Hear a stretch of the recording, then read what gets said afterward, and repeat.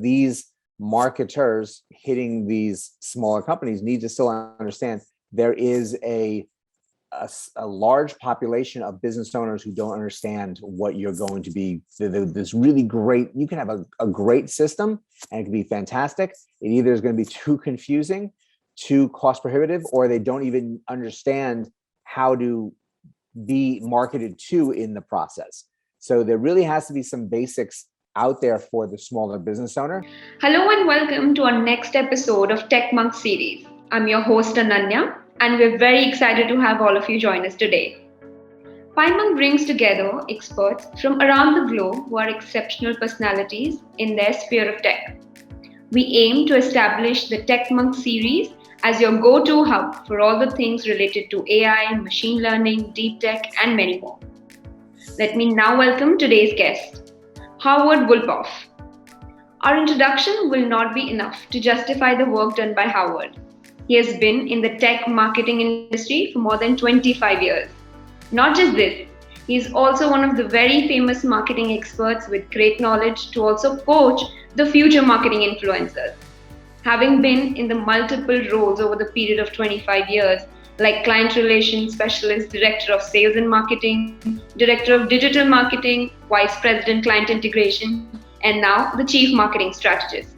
Welcome, Howard. We are very honored to have you join us today. Thank you so much for having me. It was really a pleasure. All right, thank you.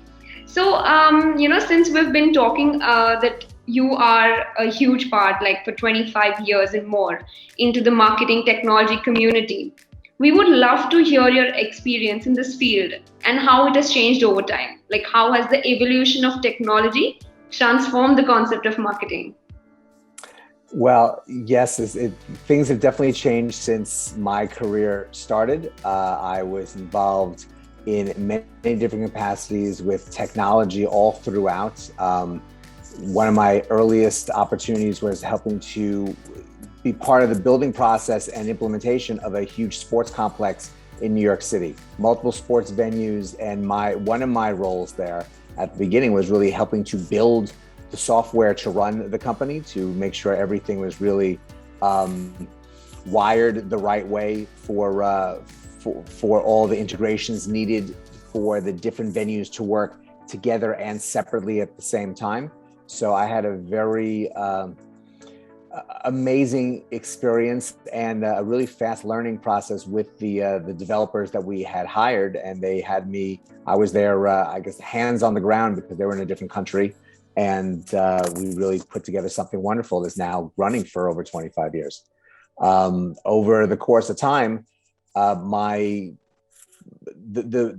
focus has always been the same, trying to find ways to communicate a message to a larger audience and get them to resonate. But I've done that through sports marketing, through national and local radio, working with different marketing and advertising agencies, and now hands-on with small business owners to give them the right path to go, help create those correct messages, and really get them to be in the position to respond when people are responding to what they're sending out there.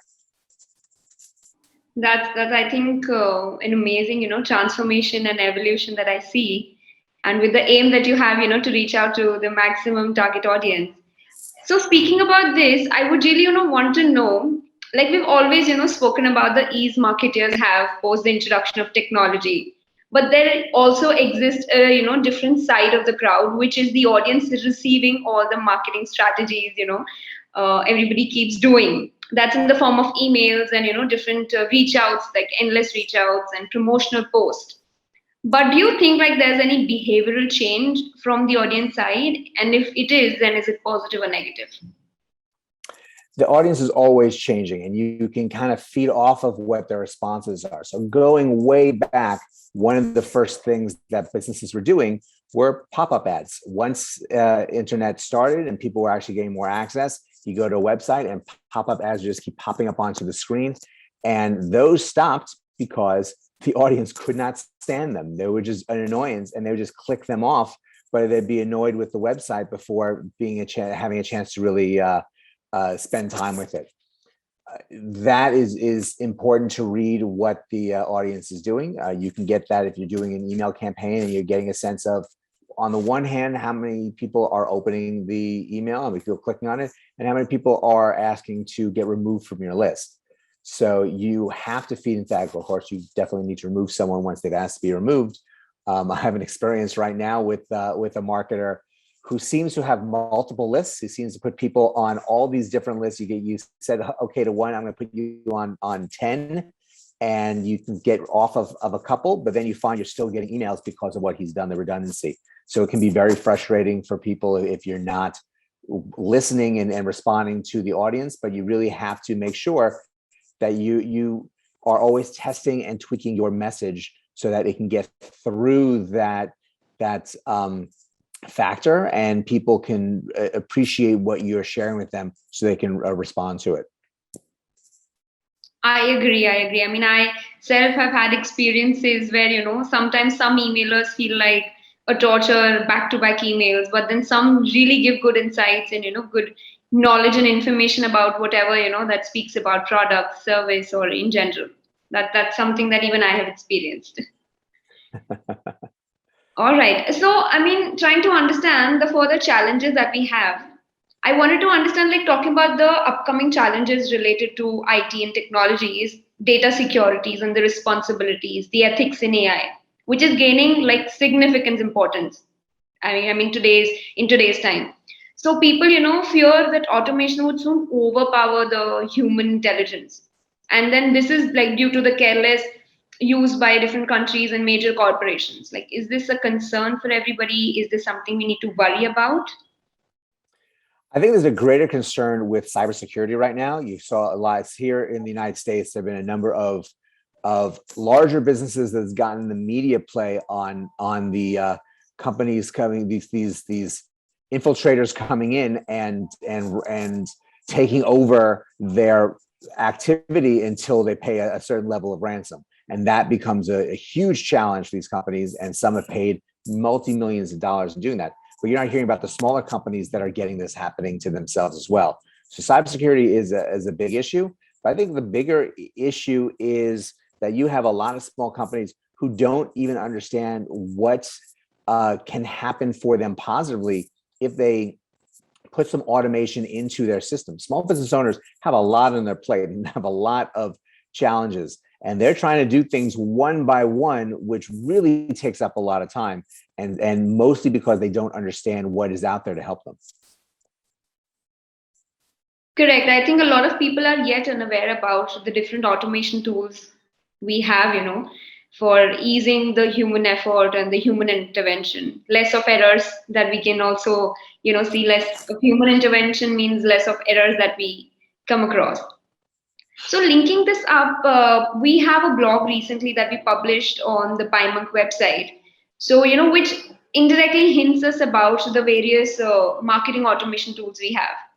So, how would you interpret the future of tech marketing to be like with the rapid growth that we all are observing, like in today's time? Technology is going to get bigger, better, faster. So things are going to grow. And there's been a lot of these products marketed out to companies, but these marketers hitting these smaller companies need to still understand there is a large population of business owners who don't understand what you're going to be. This really great, you can have a great system and it can be fantastic. It either is going to be too confusing, too cost prohibitive, or they don't even understand how to be marketed to in the process. So there really has to be some basics out there for the smaller business owner. And I kind of look at it as the big three that people need to have to make their lives easier, which isn't going to take over their world in some respects. There's no scary AI situations here, but it's going to give them time back. And those three really are a calendar, as simple as it may sound, something that people can book appointments with them on the calendar just by clicking on a link.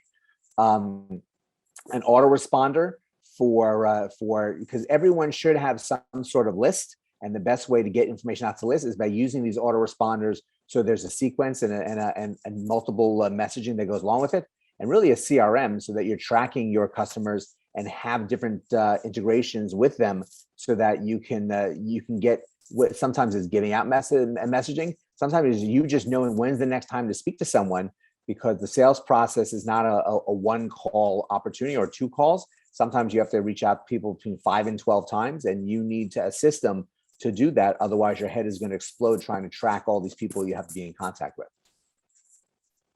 Right. I mean, I completely agree. I've seen my team working with various automation tools, and I can see the satisfaction they all hold when, it's easy to track things for themselves and for the people they're reaching out to, making sure it doesn't become too much for either of them. So, I mean, yeah, I agree with what you said. So, I mean, I'm sure so much of information, so much of insights have come up, with I mean, you've been into the industry for more than 25 years. So this experience is what it's speaking. The knowledge that you have is completely out of the experience that you've gained. So now I'm trying to understand that what, according to you, has been one major turning point in the marketing industry post, the introduction of technology, or post we started collaborating marketing and technology together. Just one. That's where the hard thing is. There's so many things that have made things easier. I've worked in a number of different companies that didn't have a CRM. I did everything on Excel spreadsheets for about at least 3 places, if not more. One in particular was building their own. They didn't want to invest in one temporarily. And long story short, I'm not sure whether it actually finalized after a merger and all these things that happened with this very large company. So you also look at social media, which didn't really exist in this way 10 years, but 20 years ago it did not. And how certain things can really get a lot of attention for companies that for good or for bad sometimes. And you can be very subtle about it. There was a soccer team in England that put out a new kit that was similar to the color scheme of McDonald's. So a couple of days ago, McDonald's put out a tweet that got tremendous amount of attention just because of how strategically they did that. Again, McDonald's isn't the best example because they're a humongous company, but there are times when smaller companies can get something out there and really get it to go viral and get attention for themselves, again, for good or for bad, that can really change the trajectory of their business. Unfortunately, here with COVID, some businesses have made some real terrible decisions on putting politics before health and making those types of posts online. And they've had major distributors pull out of their store, ruining their business, all because of one tweet. Right. I so agree. And this actually came up to, observation only because of the pandemic, because that's when people, started thinking about all of these things. I totally agree with you. So I think that's all that we wanted to get insights on. And thank you so much, Howard, for giving us your time. Your insights were really, really valuable. And I'm sure it'll empower the youth and help business grow healthy with evolving technology. Well, it's my pleasure. Thank you so much for having me and sharing with your audience. What you provide is phenomenal, and I really hope that that your audience appreciates all that you give to them. So thank you for this time. Thank you so much, Howard. Thank you.